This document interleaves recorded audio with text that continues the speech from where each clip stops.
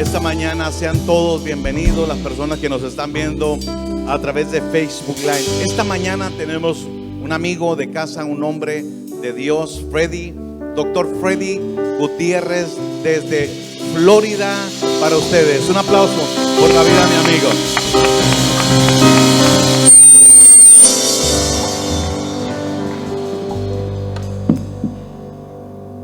¿Cómo estamos en esta mañana? Si usted está bendecido, por favor, dele un abrazo al que está al lado suyo. Y aquí es donde usted tiene permiso de mentir 3 segundos. Dígale: estás hermoso, estás preciosa. Vamos, dígale. Sean bendecidos, pueden tomar asiento. Ahora arrepiéntese de haberle mandado mentiras. Gracias, doctor Marco Rico. Gracias, pastora Sarita. Qué privilegio estar aquí con ustedes en esta mañana. ¿Sabe cuánto tiempo llevo esperando esta bendición? Como 12 años de estar aquí con ustedes, pero llegó el tiempo del Señor. Soy Freddy Gutiérrez, soy colombiano, no es culpa mía. ¿Hay algún colombiano en la casa? No. ¿Alguien quiere ser colombiano por hoy? Soy de Medellín, Antioquia, de donde salen todas esas películas que usted ha visto. Mire, bien interesante, cuando yo llego a un lugar por primera vez, la pregunta más curiosa de todo el mundo: pues soy de Medellín, de esos que hablan así. Entonces inmediatamente dice: el cartel, Pablo. Pues salgamos de una vez de la duda: sí y sí, ¿y qué? Redimido por Cristo a los 20 años, sacado del narcotráfico, de la drogadicción, y ahora sirvo al Señor desde los 20 años de edad, y sirvo en el ministerio tiempo completo desde hace 30 años. Por la gracia de Dios hemos fundado iglesias en Medellín, Colombia, en la casa de Pablo Escobar, literalmente, en el edificio El Mónaco, fue nuestro primer ministerio, 1992. Y de ahí pues Dios nos ha llevado a varios lugares, a varios países, incluyendo Guatemala, y ahorita mismo tenemos ministerios en varias partes de Latinoamérica. Sirvo con la Iglesia Reformada en América, donde soy el presidente del Concilio Hispano, o sea, de todos esos pastores locos que hablan en español, en una denominación americana. Y pues somos pastores junto con mi esposa en la ciudad de Sarasota, Florida. Si usted quiere conocer un paraíso, lo invitamos a Sarasota, y allá pues tiene una iglesia también y hermana. Y pues muchas gracias. Pero bueno, a mí me invitaron fue a predicar, no a contar historias.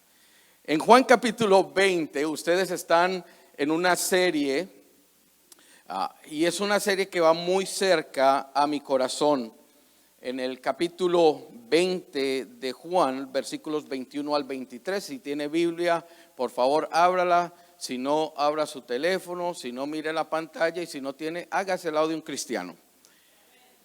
Juan capítulo 20, versículo 21 al 23 dice: entonces Jesús les dijo otra vez: paz a vosotros. Como me envió el Padre, así también yo os envío. Repetimos, por favor: como me envió el Padre, así yo también os envío. ¿Lo puede decir conmigo? Como os envió el Padre, así yo también os envío. Y habiendo dicho esto, sopló y les dijo: recibid el Espíritu Santo. A quienes remitiere los pecados les serán remitidos, y a quienes los retuvieses les serán retenidos. La palabra del Señor ya está bendecida, y cuanto lo creen digan amén. Amados, el título que me dieron para el día de hoy es creyentes activos a creyentes pasivos. ¿Quién eres tú? ¿Eres un creyente activo o eres un creyente pasivo? La iglesia está llena de creyentes consumidores. ¿Sabe lo que es un consumidor? Aquel que es desandame, bendice, la oveja. ¿Sabe cómo habla la oveja? Señor, ayúdame, bendíceme, sáname, prospérame. Esa es la oveja. Porque la oveja no es, aunque productiva, pero es una producción pasiva, la cual cuando llega el tiempo le sacan la lana. Pero ¿sabe qué? El tiempo de las ovejas está pasando en la iglesia. Es el tiempo de los hijos. Es el tiempo de la revelación. Es el tiempo donde los hijos entienden su posición, entienden su asignación, entienden la razón por la cual hemos sido creados. Siempre voy a Génesis, siempre voy al principio. Génesis 1, 26 al 28. Y los creó Dios al hombre y a la mujer conforme a ¿qué? A su imagen. ¿Puede decir me parezco a él? Vamos, ayúdeme a predicar en esta mañana. Dígame, parezco a él. De nuevo, me parezco a él. Entonces nos creó Dios y le dijo al hombre, al ser humano, diga a mí, le dijo: creced, multiplicaos, llenad la tierra, sojuzgadla, señoread sobre ella. Diga conmigo, Dios me dio el poder. De modo, diga, Dios me dio el potencial. Entonces usted y yo tenemos un potencial. Nadie en este lugar carece de significado. Nadie en este lugar carece de potencial. Y quiero hacer unas preguntas para comenzar. A mí me gusta hacer preguntas que nos ayudan a pensar. ¿Ves? Si se hace una pregunta, usted tiene que pensar en ¿qué? En la respuesta. Primera pregunta que queremos hacer el día de hoy: ¿por qué los creyentes no nos vamos al cielo tan pronto creemos en el Señor Jesucristo? Sería lo más lindo. O sea, que usted viene a Cristo y ¡pum!, se fue a vivir en la eternidad con alegría, con gozo. Pregúntese, ¿por qué? ¿Cuántos de ustedes ya sirven al Señor, conocen al Señor por más de 20 años? Pero aquí estamos. Ve, segunda pregunta: ¿estará Dios más interesado en llevarme a mí al cielo o traer el cielo a la tierra? Diga amén o diga ay, ay, ay.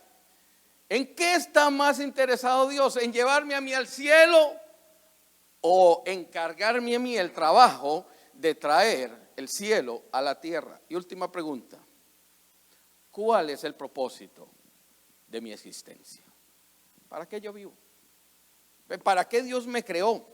¿Para qué Dios me formó? ¿Para qué Dios se tomó la molestia de venir desde el tercer cielo, tomar polvo de la tierra, formarnos y soplar en nosotros y darnos aliento de vida? Pues todo eso lo encontramos en la obra redentora de Jesucristo. Usted y yo nacimos con la semilla del pecado a causa de Adán, a causa de Eva. Si no hubiera sido Adán y Eva, hubiera sido usted y yo. Porque el ser humano no tiene la capacidad de salvarse a sí mismo. Necesitábamos un redentor. Cristo Jesús murió por nosotros. Su sangre nos redime de todo pecado, nos hace nueva criatura. ¿Cuántos aquí son nueva criatura? ¿Qué dice una escritura que usted conoce de memoria? Segunda de Corintios 5:17. De modo que si alguno está en nueva criatura, las cosas viejas, he aquí todas son hechas. ¿Cómo se lo sabe el condenado? De modo que si alguno está en Cristo, nueva criatura es. Las cosas viejas pasaron y todas son hechas nuevas. Ve, ¿cuántos de ustedes como yo tenemos un pasado? Ve, como decía el gran profeta mexicano, decía algo así como: ya lo pasado. No era profeta, era cantante. ¿Sabe cuál es el problema de muchos creyentes? Que quieren vivir en el pasado. Ya el pasado está pasado. He aquí todas las cosas son hechas ¿qué? Nuevas. Hay una nueva oportunidad para crecer, para emprender, para vivir. Pero ¿sabe qué? Nos concentramos en la primera parte del versículo 17. Pero más adelante dice el motivo por el cual somos nueva criatura. Y ahora lo vamos a ver. Hay otra escritura muy linda en Primera de Pedro, capítulo 2, versículo 9, que también no lo sabemos de memoria. Mas vosotros sois ¿qué? Linaje, nación. Yo sé a quién le estoy predicando. Ustedes tienen uno de los mejores predicadores, dos de los mejores predicadores de Texas. Mas vosotros sois linaje escogido. Por favor, si eso no lo motiva a usted a caminar con la frente en alto, usted no es cualquier cosa. Ven, tenemos que pasar de aquella acción humilde, falsa, de yo soy una llaga podrida. Yo soy yo soy ¿qué? Linaje escogido, real que sacerdocio. Tenemos sangre real dentro de nosotros a través de Jesucristo. Tenemos que decir quiénes somos y caminar como somos. Nuestra actitud revela quiénes somos, en quién hemos creído. ¿Cómo está usted, hermano? Aquí en la lucha. No, la lucha usted ya la ganó. ¿Por qué la ganó? Porque Cristo fue que ganó por usted. Déselo fuerte a Él. Ahora, suena bonito esa parte. De modo que si alguno está en Cristo, nueva criatura es. Mas vosotros sois nación santa, linaje escogido, pueblo adquirido por Dios. ¿Pero para qué? Pregúntale al que está al lado suyo, ¿para qué? Vamos, dígale, ¿para qué?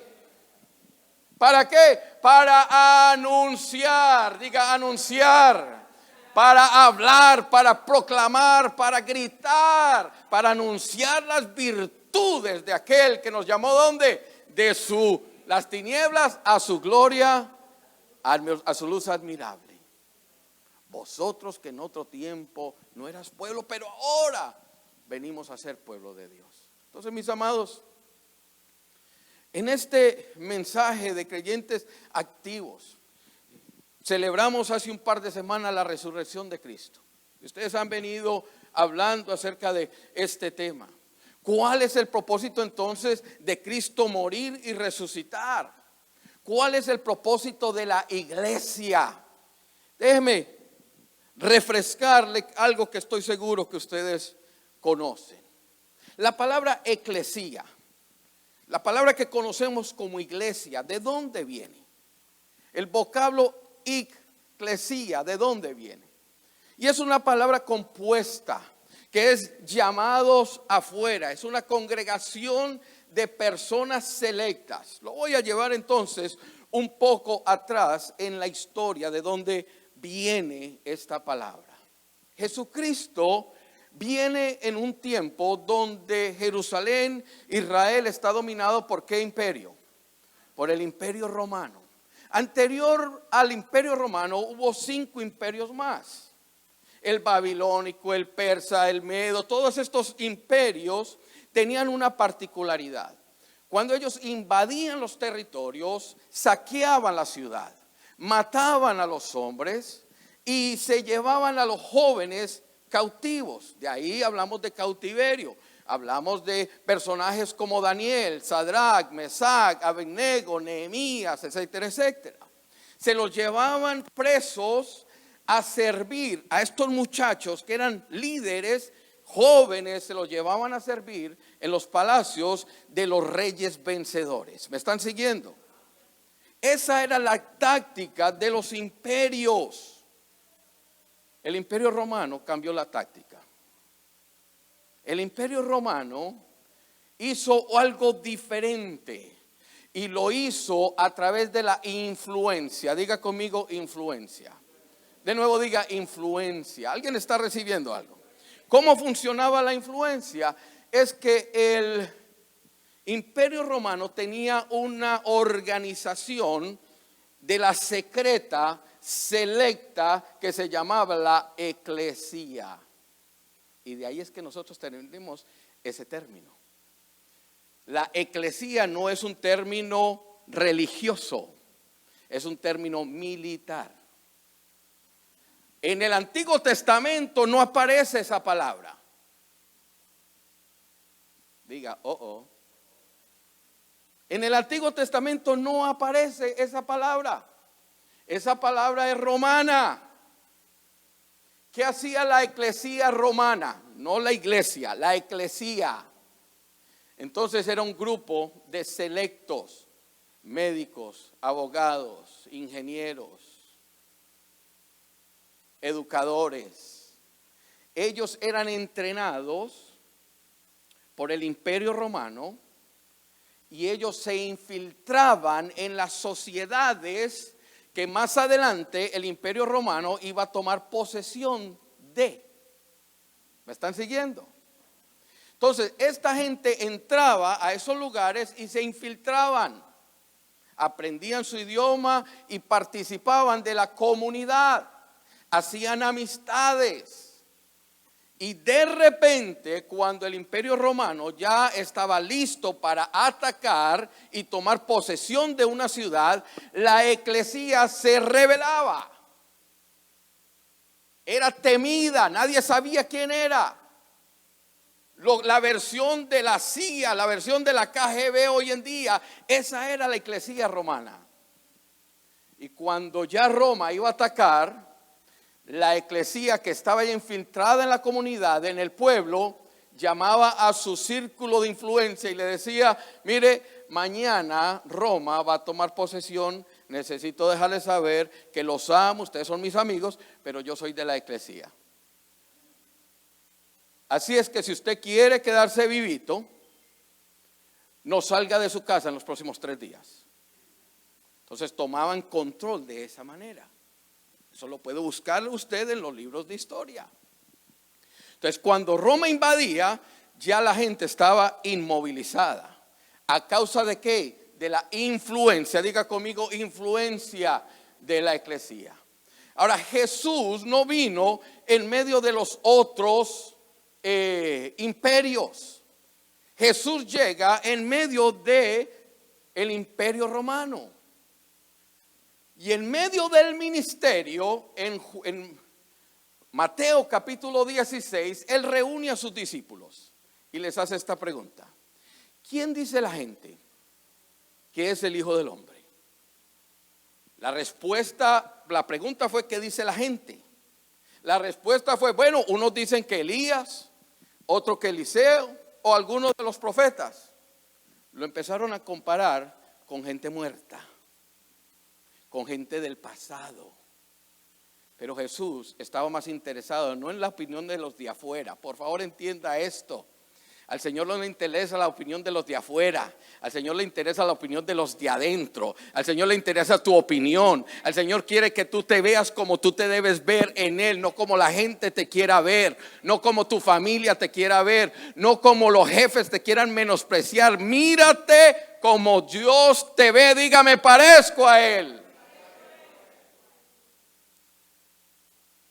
Y de ahí viene la segunda pregunta: ¿y ustedes? ¿Y ustedes? ¿Quién dicen ustedes que soy yo? Y ahí viene la revelación de Pedro. Tú eres el Cristo. Tú eres el ungido, el Hijo del Dios viviente. Y ahí viene la primer mención en el Nuevo Testamento de esta palabra. Tú eres Pedro, y sobre esta roca edificaré mi iglesia. Tú eres Pedro, Petra y Petros, perdón. Tú eres Pedro, Petra, que es piedrita, Petros. Pero sobre esta roca, Petra, edificaré mi iglesia. La roca de la revelación de lo que acabas de decir, Pedro, no fue una piedrita, fue una pedrota lo que acabas de decir. Es un fundamento. Sobre esa roca, ¿de qué? De que Él es el Cristo. Edificaré, ¿qué? Mi eclesía. Y las puertas del infierno no prevalecerán contra ella. Por lo tanto, mis amados, la iglesia no es un lugar religioso. Es una concentración de soldados listos para marchar e influenciar el mundo que se pierde afuera. La pregunta es: ¿quieres seguir siendo un creyente pasivo, un creyente consumidor o un creyente activo? Te voy a hacer una pregunta y por favor no la contestes. ¿Cuándo fue la última vez que alcanzaste a alguien para Cristo? Es más, Pregúntale al que está al lado tuyo, ¿cuándo fue la última vez que invitaste a alguien a la iglesia? Por favor, vamos, sin miedo. ¿Cuándo fue la última vez que invitaste a alguien a la iglesia? Ahora, no le respondas, eso no es problema tuyo. No, respóndele, ¿y tú cuándo? Amados, somos llamados como aquella eclesía romana, la cual Jesucristo adopta ese modelo para que usted y yo vayamos al mundo a influenciar. Ve, hágase amigo del pecador, hágase amigo del que no conoce a Cristo, porque eventualmente esa persona lo va a necesitar a usted en medio del problema, en medio de las circunstancias que Dios va a provocar en ellos para que vengan donde usted.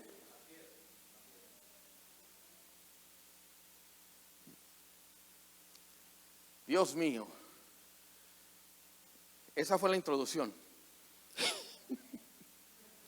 Pero el tiempo apremia. Pero quiero hablarles en conclusión. O sea, la conclusión es de 3 días, pero ¿alguien ha escuchado la Gran Comisión? ¿Ha escuchado ese término, la Gran Comisión? Y la Gran Comisión es que Jesús, después de resucitar, va y se reúne con sus discípulos. Mire, rapidito, un juego de números, ¿ok? ¿Cuántos discípulos tuvo Jesús? ¿Cuántos apóstoles tuvo Jesús? Discípulos, ¿alguien sabe? En Hechos, después de resucitar, dice que Él se le apareció a más de 500 discípulos. ¿Cuántos discípulos tuvo Jesús? Diga, más de 500. Cuando en Lucas capítulo 10, Él manda de 2 en 2 a los discípulos, ¿cuántos eran? 70, alguna versión dice que eran 72. Los que Él escogió para su gobierno, para estar con Él, ¿cuántos eran? 12. Pero cuando era un asunto de intimidad con Dios, ¿a cuántos se llevaba? ¿A 2 o a 3? Mis amados, Dios nos está llamando a influenciar al mundo. Tal vez tú no tienes la capacidad de influenciar a 500. Tal vez tú no tienes la capacidad de influenciar a 70. Tal vez tú no tienes la capacidad de influenciar a 12. Pero estoy seguro que conoces 2 o 3 que necesitan a Cristo. Y en el capítulo 28 de Mateo, Jesús le dijo a los discípulos, vaya conmigo Mateo capítulo 28, la Gran Comisión, versículo 16 en adelante. Ya Jesús resucitó. Ahora les da un trabajo a los discípulos. ¿Se acuerda de Génesis 1:27? Génesis 1:28. Y los bendijo Dios y le dijo: multiplicad, llenad la tierra, sojuzgarla, señoread sobre los peces del mar, las aves de los cielos y todo animal que se arrastra sobre la tierra. Diga conmigo, poder limitado. Vamos, diga de nuevo, poder limitado. El poder limitado estaba a lo que está en la tierra y a las aves de los cielos. Ese era el poder del ser humano. Ahora vaya conmigo entonces a Mateo capítulo 28 para entender este principio. Versículo 16. Pero los 12 discípulos se fueron a Galilea, al monte donde Jesús les había ordenado. Y cuando le vieron, le adoraron, pero algunos dudaban. Y Jesús se les acercó y les habló diciendo: toda potestad me es dada en el cielo y en la tierra. ¿Cuánta potestad? Diga conmigo, toda. Miren, le voy a dar una revelación de esas teológicas profundas. ¿Sabe qué significa la palabra toda en griego? Toda. Ya saben griego ustedes. Toda. No es 99.9%, es toda. Toda autoridad, todo poder me es dado en el cielo y en la tierra. Por tanto, id. Y ahorita voy a hablar de eso, pero terminemos de leer la escritura. Por tanto, id y haced discípulos que a todas las naciones, bautizándolos en el nombre del Padre, del Hijo y del Espíritu Santo, enseñándoles que guarden todas las cosas que os he enseñado, y aquí yo estoy con vosotros todos los días hasta el fin. Lo primero que quiero resaltar en esta escritura es el por tanto id.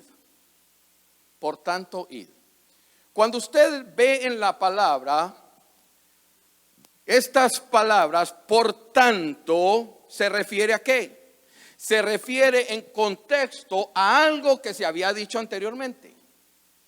Ve, cuando usted ve en Joel capítulo 2 versículo 28, y después de esto derramaré de mi espíritu sobre toda carne. La pregunta es ¿qué? ¿Después de qué?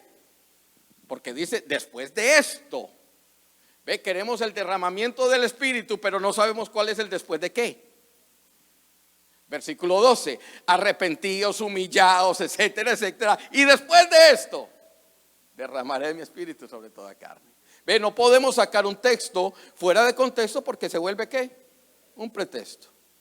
Entonces, cuando vemos el por tanto, significa que es un apoyo a lo que se dijo anteriormente. Toda potestad me es dada ¿dónde? En el cielo y en la tierra. Ojo. Primer principio, el poder de Cristo no está limitado como el poder del ser humano. El poder del ser humano era ¿hasta qué? Hasta las aves de los cielos. Pero Jesucristo traspasó los cielos, presentó su sangre preciosa al Padre. Ahora Él viene y nos comisiona y nos dice, toda potestad me es dada en el cielo y en la tierra, por tanto, a raíz de, en base a, en el derecho de, como eso es mío, ahora yo se los doy a ustedes. Por tanto, id y haced discípulos a todas las naciones. Diga conmigo, vamos a hablar entonces en esta gran comisión que para algunos es la gran omisión. Diga, no para mí.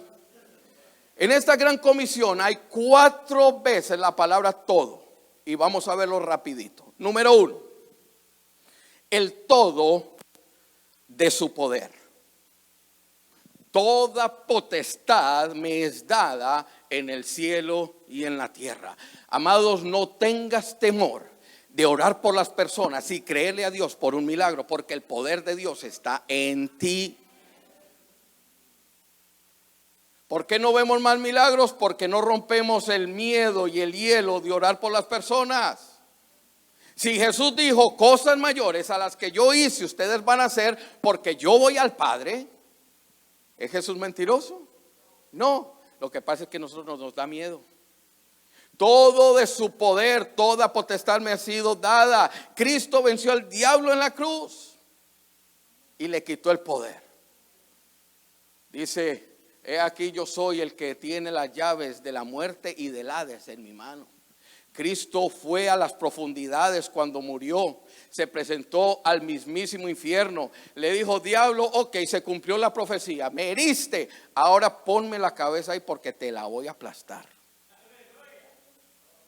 Porque se tiene que cumplir la escritura. Tú lo herirás en el calcañal y él te aplastará la cabeza, así que pónmela ahí que la voy a partir. Ay. Por eso usted y yo podemos hollar serpientes y escorpiones en el nombre de Cristo Jesús. Diga conmigo, el todo de su poder. Segundo, el todo de su propósito. ¿Cuál es la primera? Diga conmigo, el todo de su poder. Segundo, diga, el todo de su propósito. ¿Cuál es el propósito? Ir y hacer discípulos a todas las naciones de la tierra. Tal vez usted dice, no, pero es que yo no tengo ni papeles, ¿cómo voy a ir a la China? Siempre cuento anécdota, chiste de aquel hombre que quería servir a Dios. ¿Cuántos quieren servir a Dios?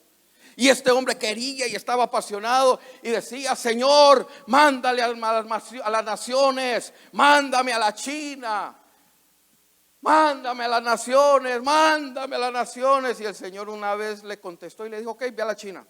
Y el hombre se levantó y se fue para su casa y empezó a testificar y ni pasaporte tenía.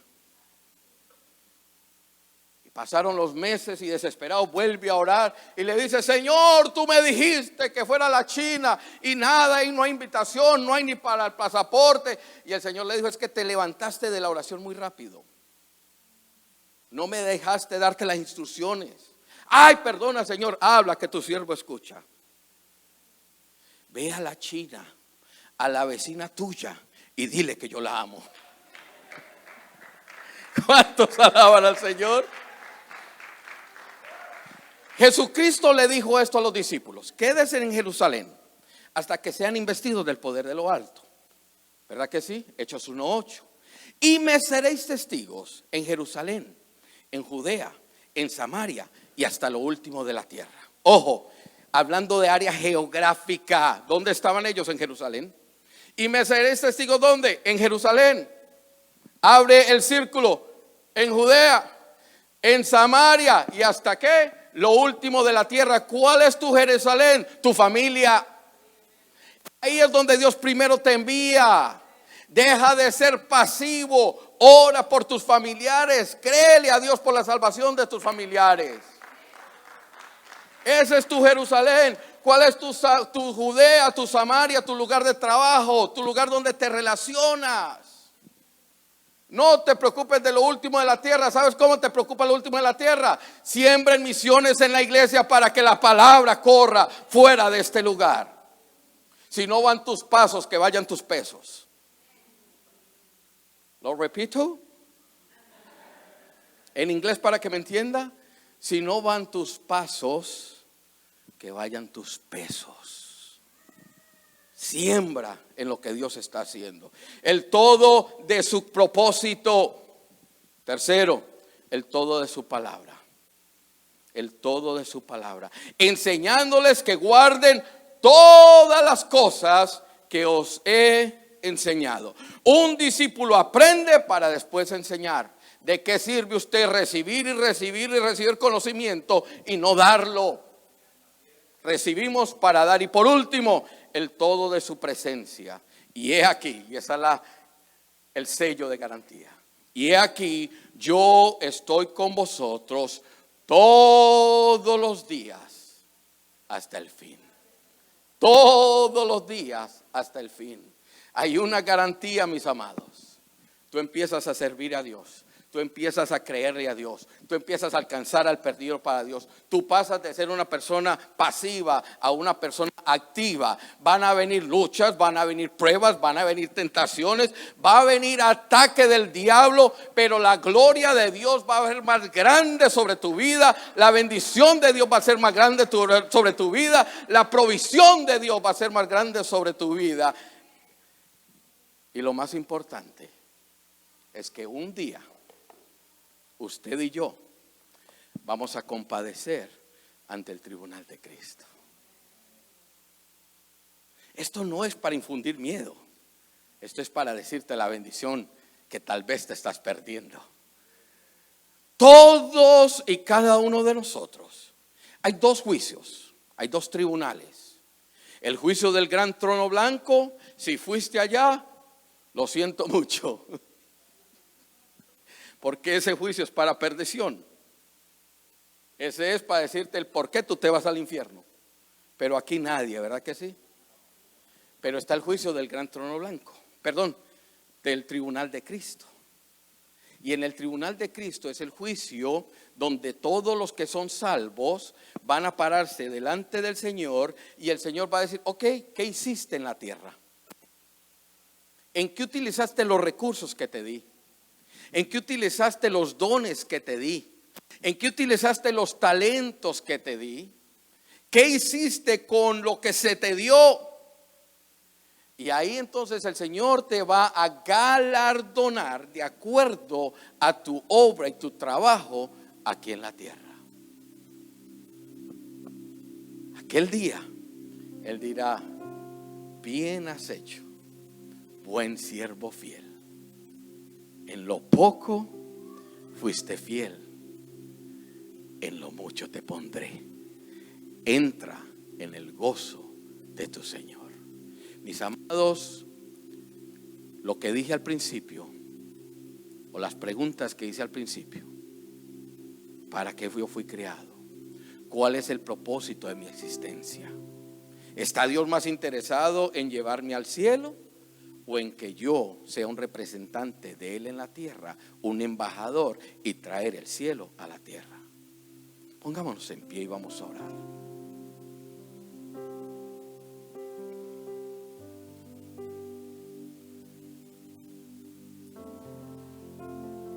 Bendito Dios, tu palabra es una semilla. Y hoy tu semilla ha sido sembrada. Y tú dices en tu palabra, Señor, que cada semilla se reproduce de acuerdo a su género. Eres tú el que pones en nosotros el querer como el hacer por tu buena voluntad. Antes de esta predicación me llamó mucho la atención, Señor, de que hay un deseo de alcanzar al perdido. Hay un deseo ferviente, Señor, pero eres tú el que pones en nosotros el querer como el hacer por tu buena voluntad. Padre, que la visión de esta iglesia de alcanzar, restaurar y establecer no sea una visión del púlpito, del altar, pero que sea la vida y la pasión de cada hijo de esta casa. Ponga su mano en el corazón, por favor, y hagamos una sencilla oración. Diga conmigo: Señor, haz conmigo como tú quieras. Señor, cumple tu propósito en mí, a pesar de mí mismo.